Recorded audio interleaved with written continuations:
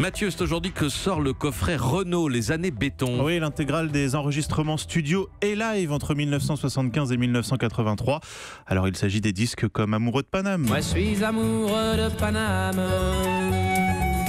du béton et du macadam.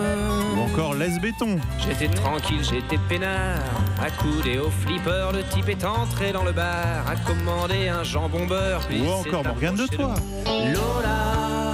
C'est un karaoké, c'est génial. Ou enfin Mistral Gagnant.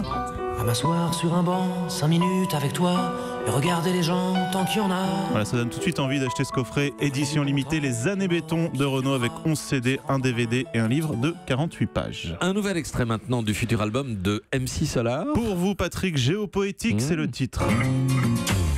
Je commande un sondage pour des vacances à Singapour. On vote à main levée, il y a 5 filles contre et 5 gars pour.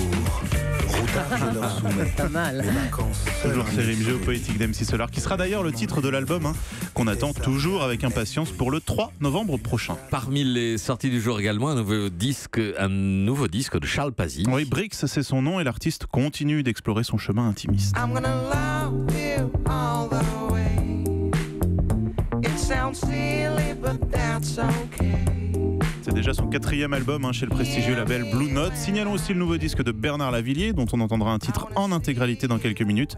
Et puis Michael Jackson revient également avec Scream, nouvelle compilation des titres les plus dansants du roi de la pop, à en croire la maison de disques. Une page cinéma avec la ressortie en salle du documentaire politique de référence La Conquête de Clichy. Ah oui, c'est au cinéma Le Reflet Médicis à Paris, qui rend donc hommage au documentariste Christophe Austenberger, mort en juin dernier.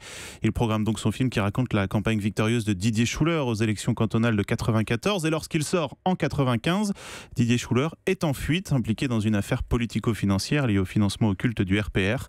C'est une référence dans le documentaire politique, et si vous ne pouvez pas venir le voir à Paris, La Conquête de Clichy est aussi disponible en DVD. La pièce La Perruche démarre ce soir au Théâtre de Paris. Portée par Arié Elmaleh, frère de Gad, et Barbara Schulz, qui joue un couple qui attend ses amis pour le dîner. Chérie, Quoi?